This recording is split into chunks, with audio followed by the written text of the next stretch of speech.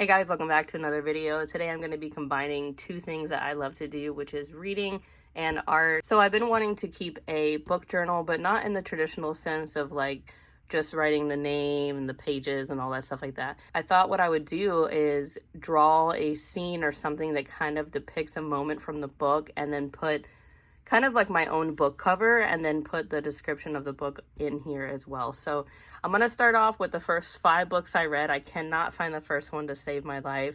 So let's go ahead and see what these look like and bring them to life in this notebook. First up, we're going to look at a book called Jack the Ripper's Secret Confessions by David Monaghan and Nigel Cawthorne. Just a quick disclaimer, this book does get sexually graphic, so just keep that in mind if you decide to check it out. But the back of the book says, while Jack the Ripper spread fear throughout the East End of London in 1888, another man stalked the streets hunting flesh who called himself Walter. Walter was not only a wealthy man, but a literary one obsessed with prostitutes. Walter first printed his vast memoir of sex and perversion between 1888 and 1894. Was he actually the killer never caught known as Jack, or just Walter? And then as far as the inspiration for the art, I wanted to create almost like little photograph snapshots that look like they could have been taken during the time period. And I also used inspiration from a movie called From Hell, which is another take on Jack the Ripper, but I thought they would look really cool in these black fine liners. And yeah, a little bit of blood splatter. Let me know what you think. Next up is a book called The Haunting of Ashburn House by Darcy Coates. And for this one, I wanted to use some watercolor because I thought it would help portray kind of like that eerie, mystical forest. And I also just wanted to use different mediums throughout this book. But yeah, so this book is basically about a girl named Adrienne that moves into a creepy old house that she inherits from a lady named Edith, and Edith never lets anybody into the house. It's just like above the town and nobody goes there. But Adrienne moves in with just a single suitcase, $20, and her pet cat, and while she doesn't believe in ghosts, she can't help but notice that there's very weird things happening in the house. Strange messages appear on the wallpaper. There's an old grave behind the forest of the house, and it seems like the portraits are watching her every time she moves, and she realizes that there's something deeply unnatural in the house. But I really like the way this turned out, especially the page on the right.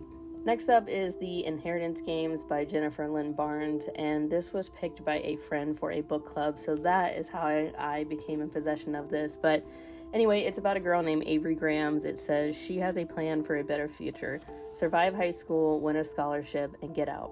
Tobias Hawthorne dies and leaves her his entire fortune. The catch? Avery must have to move into the house Tobias left, which is still occupied by the family who was just disinherited. This includes the 4 Hawthorne grandsons. Caught in a world of wealth and privilege, with danger around every turn, Avery will have to play the game herself just to survive. And then as far as the medium, you can see I am using acrylic paint pens. I believe the ones I use for this one are Posca and Grabby. Next up is The Silent Patient by Alex. I'm going to mess up the last name, so I'm just going to let you read it. But this is hands down one of the best books that I've read this past year. And just pick it up. It is great if you love psychological thrillers. It's just amazing. And I decided to use the Grabby watercolor kit along with some colored pencils. But anyway, this book is about a girl named Alicia Berenson whose life seems really perfect until one night when her husband Gabriel comes home late from work. She shoots him in the face 5 times and then never speaks again. So Alicia's refusal to talk or give any sort of explanation turns this into a mystery that captivates the public's imagination.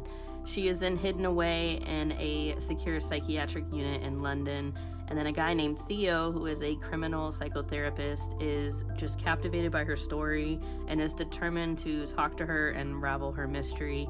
But it takes him down a path more unexpected and more terrifying than he ever could imagine. But it is a really great read, and you should check it out. Last up is a book called Black Widows by Kate Quinn, and this is about a polygamist named Blake Nelson who has built a homestead on a hidden stretch of land in the wilds of Utah where he lives with his 3 wives.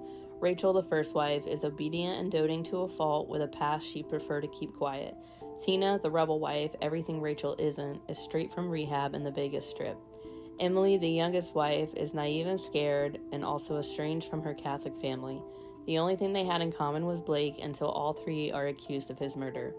Blake is found dead under the desert sun, and all three wives become suspect, not only to the police, but to one another. As the investigation draws them closer, each wife must decide who can be trusted. With stories surfacing of a notorious cult tucked away in the hills, whispers flying about a fourth wife, and evidence that can't quite explain what has been keeping Blake busy, the three widows must face a reckoning that might shatter all they know to be true. And then for this one, I went with a mix of watercolor, colored pencils, and the acrylic paint pens. But I hope you guys enjoyed watching this as much as I enjoyed making it. Let me know down below if you want this to be a series that I continue. Thanks so much for joining me, and I'll see you in the next video. Peace.